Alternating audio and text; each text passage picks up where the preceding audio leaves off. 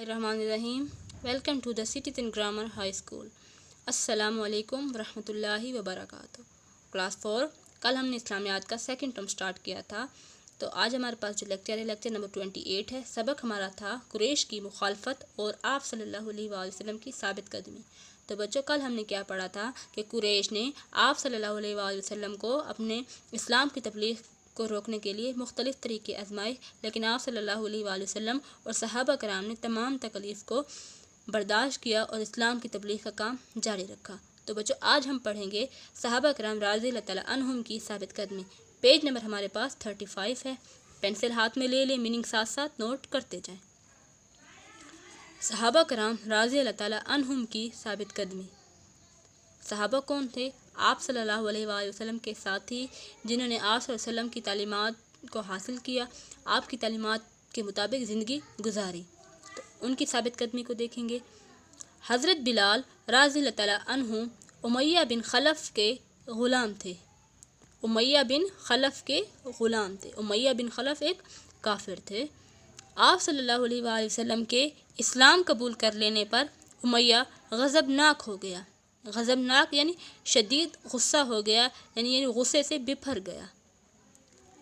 आप रज़ियल्लाहु तआला अन्हु की गर्दन में रस्सी डालकर आवारा लड़कों से कहता कि उन्हें घसीटते रहो. यानी हज़रत बिलाल जो थे वो उमैया बिन खलफ के ग़ुलाम थे. जब इस्लाम की तबलीग का आगाज़ हुआ तो हज़रत बिलाल ने इस्लाम को कबूल किया. इस्लाम को कबूल कर लेने के बाद उमैया जो थे वो शदीद गुस्सा हो गए और उन्होंने हज़रत बिलाल को तकलीफ़ पहुँचाने के लिए आपकी गर्दन में रस्सी डालकर कहा कि आवारा लड़के यानी जो गली के आवारा लड़के होते हैं उनसे कहा कि इन्हें घसीटते फिरो.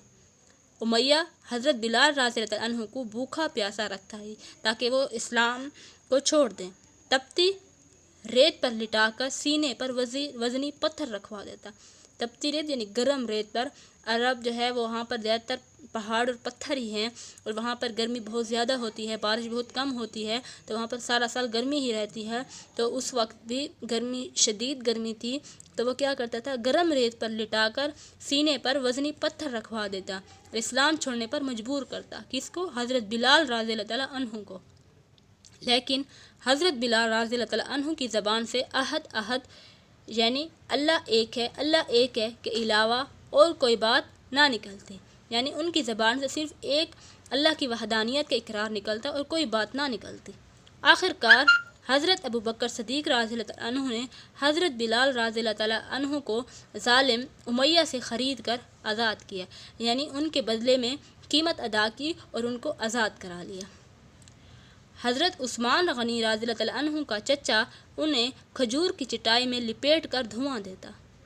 खजूर की चटाई में लिपेट कर धुआं देता यानी उन खजूर की चटाई जो थी उसमें लिपेटते और फिर आग के ऊपर लटका देते और फिर उसको धुआं देते.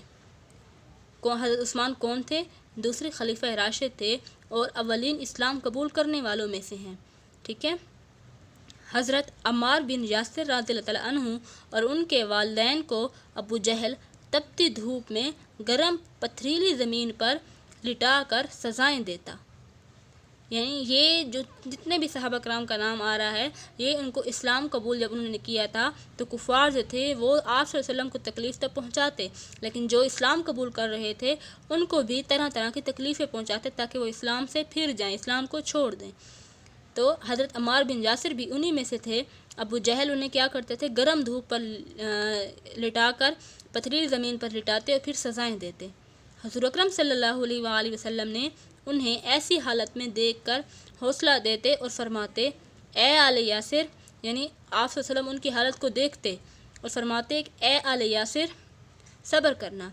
यानी यासिर के ख़ानदान, आले यासिर अम्मार बिन यासिर, यानी अम्मार के जो वालिद थे वो उनका नाम क्या था? यासिर. यानी यासिर के बेटे अम्मार.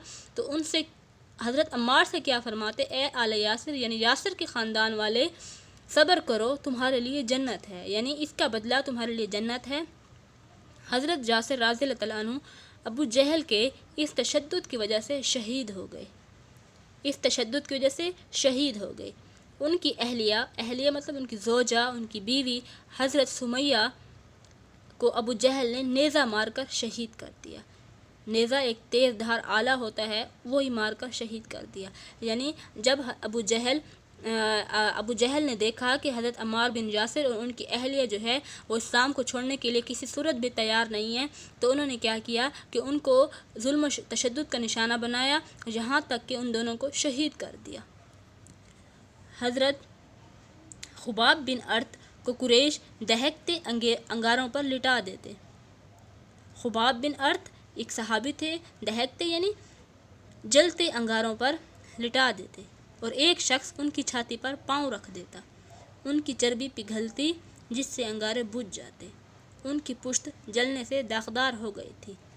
ان سب تکالیف اور ظلم و ستم کے باوجود حضور اکرم صلی اللہ علیہ وآلہ وسلم اور آپ صلی اللہ علیہ وآلہ وسلم کے صحابہ کرام کی ثابت قدمی اور استقلال میں ذرا بھر کمی نہ آئی۔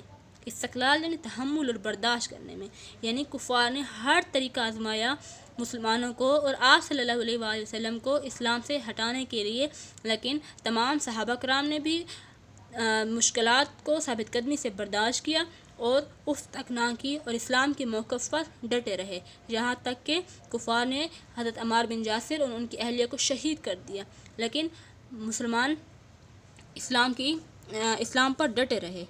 آگے ہے قریش کی مخالفت کے اسباب یعنی وجوہات، یعنی ایسی کون سی وجوہات تھی جس کی وجہ سے قریش جو تھے وہ آپ صلی اللہ علیہ وآلہ وسلم کی تعلیمات پر یقین کرنے کے لیے تیار نہیں تھے اور وہ اسلام قبول کرنے کے لیے تیار نہیں تھے۔ تو سب سے پہلی جو وجوہات ہے وہ ہے قریش کے سرداروں کو خطرہ تھا کہ اگر اسلام پھیل گیا تو ان کی سرداری ختم ہو جائے گی، یعنی پورا جو مکہ تھا وہاں پر وہ سردار تھے قریش اور ان کی سرداری چلتی تھی، لوگ ان سے ڈرتے تھے، تو ان کو یہ ڈر تھا کہ اگر اسلام پھیل گیا تو ان کی سرداری ختم ہو جائے گی، لوگ جو ہیں وہ اسلام کی تعلیمات حاصل کرنے کے لیے وہ آپ صلی اللہ علیہ وآلہ وسلم کے پاس جائیں گے، اور اسلام جو ہے وہ برابری کا درس دیتا ہے، تو ان کو یہ ڈر تھا کہ اسلام اگر پھیل گیا تو ہم لوگوں کے دلوں میں جو ہمارے لیے ڈر اور خوف ہے وہ ختم ہو جائے گا۔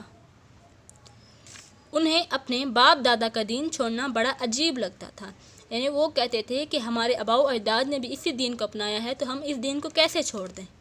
کچھ لوگ صرف بنو ہاشم سے دشمنی کی وجہ سے اسلام کی مخالفت کر رہے تھے اور کچھ تکبر کی وجہ سے اسلام قبول نہیں کر رہے تھے، یعنی کچھ لوگ آپ صلی اللہ علیہ وسلم کا تعلق بنو ہاشم سے تھا، قریش کی ایک شاخ بنو ہاشم سے تھا، بنو ہاشم جو تھے وہ عرب میں مکہ میں عزت و شرف والا قبیلہ تھا، لوگ ان کی عزت کرتے تھے، تو کچھ لوگ ان کی دشمنی کی وجہ سے اسلام کی مخالفت کرتے تھے، جبکہ کچھ تکبر یعنی غرور کی وجہ سے کرتے تھے۔ قریش مکہ بتوں کی پوجا کرتے تھے، اس مقصد کے لیے انہوں نے خانہ کعبہ میں 360 بت رکھے ہوئے تھے، تو وہ کیا کرتے تھے کہ جب بتوں کی پوجا کرتے تھے تو خانہ کعبہ میں 360 بت رکھے ہوئے تھے، تو وہ کہتے تھے کہ اگر اسلام پھیل گیا تو ظاہر سی بات ہے کہ ہمیں صرف ایک اللہ کی عبادت کرنی پڑے گی اور ہمیں خانہ کعبہ میں صرف اللہ کی اور مسلمانوں کے طریقے کے مطابق عبادت کرنی پڑے گی، تو اس لیے وہ اس بات سے خوفزدہ تھے۔ قریشی مکہ کہتے کہ اللہ تعالیٰ نے کسی فرشتے کو کیوں نبی مقرر نہیں کیا؟ یہ ان کی ایک بات تھی کہ اللہ تعالیٰ اپنی تعلیمات کو پہنچانے کے لیے ایک عام بشر یعنی آپ صلی اللہ علیہ وسلم کو کیوں مقرر کیا، جبکہ کسی فرشتے کو بھی تو آپ اللہ تعالیٰ بھیج سکتے تھے، تو کیوں نہیں بھیجا؟ وہ اپنی جہالت اور ہٹ دھرمی کی بنا پر اسلام قبول کرنا نہیں چاہتے تھے، یعنی ان کی یہ تمام جو باتیں تھیں وہ بے بنیاد تھی، بے وجہ تھی، وہ کسی بھی طریقے سے اسلام کو قبول کرنے کے لیے تیار نہیں تھے، تو وہ اسلام کی انکار کرنے کے لیے طرح طرح کی جھوٹے بیانات دیتے، جھوٹی تعلیمات کرتے اور اسلام کی تبلیغ کو روکتے تھے۔ یہی وہ بنیادی اسباب تھے جن کی وجہ سے کفار مکہ میں دعوت اسلام کی شدید مخالفت کی اور حضور اکرم صلی اللہ علیہ وآلہ وسلم اور اہل ایمان پر ظلم و ستم کیا۔ کفار مکہ کے ظلم و ستم کے باوجود آپ صلی اللہ علیہ وآلہ وسلم اور دیگر اہل ایمان ثابت قدم رہے۔ تو بچوں ہم نے اس چیپٹر میں کیا پڑھا ہے کہ آپ صلی اللہ علیہ وآلہ وسلم نے جب تبلیغ کا آغاز کیا، اسلام کی تبلیغ کا آغاز کیا، تو کفار مکہ آپ کے مخالف ہو گئے اور انہوں نے آپ صلی اللہ علیہ وآلہ وسلم کو تنگ کرنے کے لیے مختلف طریقے آزمائے، لیکن آپ صلی اللہ علیہ وسلم اور آپ صلی اللہ علیہ وسلم کے صحابہ ثابت قدم رہے، انہوں نے تمام تکلیفوں کا ڈٹ کر مقابلہ کیا اور قریش کو کسی بھی صورت میں ان کی بات ماننے سے انکار کر دیا، یہاں تک کہ قریش نے بہت سارے صحابہ کرام کو شہید کر دیا۔ تو بچوں ہمارا لیکچر یہیں پہ کمپلیٹ ہوتا ہے، آپ نے فل چیپٹر کو ریڈ کرنا ہے، مشکل الفاظ کی املا کرنی۔ اللہ حافظ۔